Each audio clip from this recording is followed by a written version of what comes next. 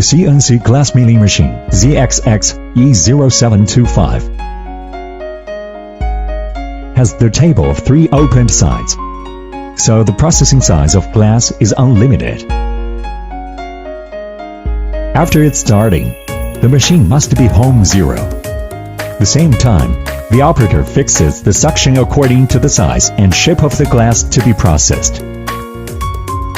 After setting the tool, import the CAD drawing, generate the processing path, and start the glass processing.